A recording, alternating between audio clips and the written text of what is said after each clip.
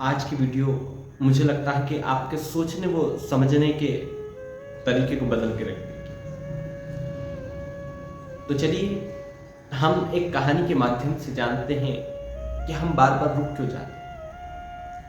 क्योंकि एक और तो वो लोग होते हैं जो एक के बाद एक अपने जीवन में सफलता को अर्जित करते हैं, और एक तरफ वह लोग होते हैं जिनकी गाड़ी धीरे धीरे धक्का मार यानी कि एक के बाद एक रुक जाती है। तो आइए हम समझते हैं इस कहानी के माध्यम से कि मैं बार बार रुक क्यों जाता हूं।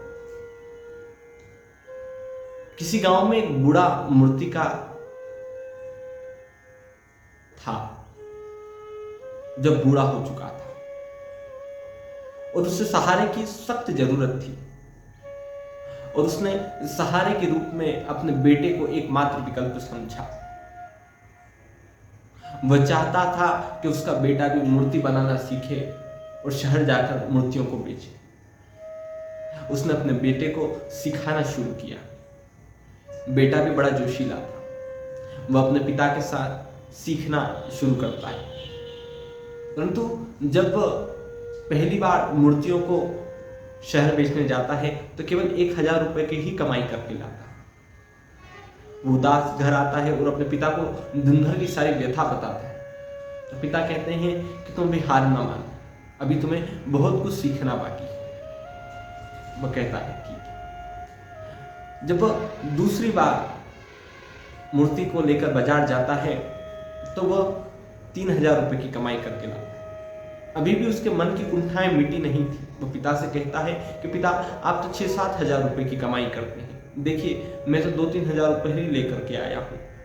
तो पिता कहते हैं कि अभी तुम्हें और भी सीखना बाकी। बेटा भी दिन रात अपनी मेहनत और जोश और लगन से धीरे धीरे सीखना शुरू करता है, और जब वह तीसरी बार बाजार अपनी मूर्तियों को लेकर के जाता है तो वह पिता के बराबर की ही कमाई करके लाता है, यानी कि 5 से 7 हजार रुपए की वह कमाई कर लेता है। परंतु जब चौथी बार वो बाजार जाता है तो वो पिता से ज्यादा कमाई करने लगता है। अब उसे पिता से सीखना भी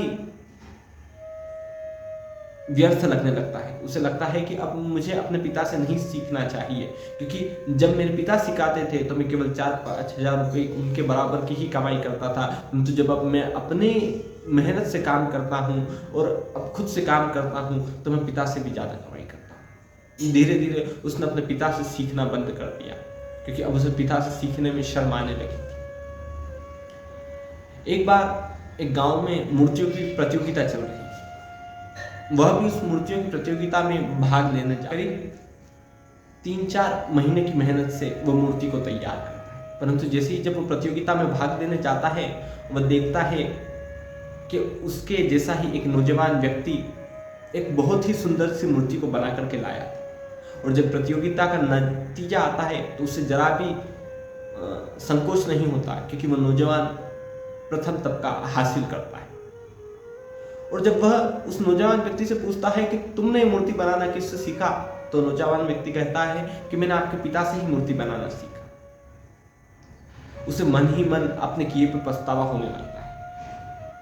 उसे वो बात धीरे धीरे याद आने लगती है कि जब जब पिता उससे कहता था कि बेटा और सीखने की जरूरत है, तो वो अपने पिता को नजरअंदाज कर रहा था। वह जैसे तैसे घर आता है और अपने पिता को उस प्रतियोगिता की सारी व्यथा बताता है। तो पिता कहते हैं कि मैंने तो कहा ही था कि अभी तुम्हें निपुणता में और जरूरत है। तब वह बालक अपने पिता से प्रश्न करता है कि पिताजी, मैंने तो आपसे सीखा है, परंतु वो नौजवान आपसे कब सीख करके गया?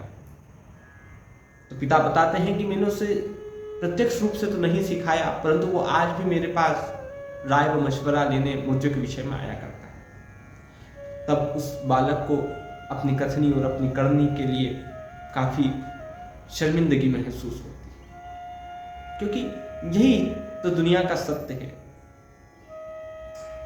हम जब सीखना बंद कर देते हैं, दुनिया सीखना चालू रखती है, यानी कि जब सीखना बंद तो हमारा जीवन में आगे बढ़ना बंद। और अगर हम जीवन में एक के बाद एक सीखना शुरू रखते हैं तो हो सकता है कि हम जीवन में और भी मुकाम को हासिल करें। इसलिए जीवन में आगे बढ़ने के लिए हमेशा और हमेशा सीखते रहना बहुत जरूरी है।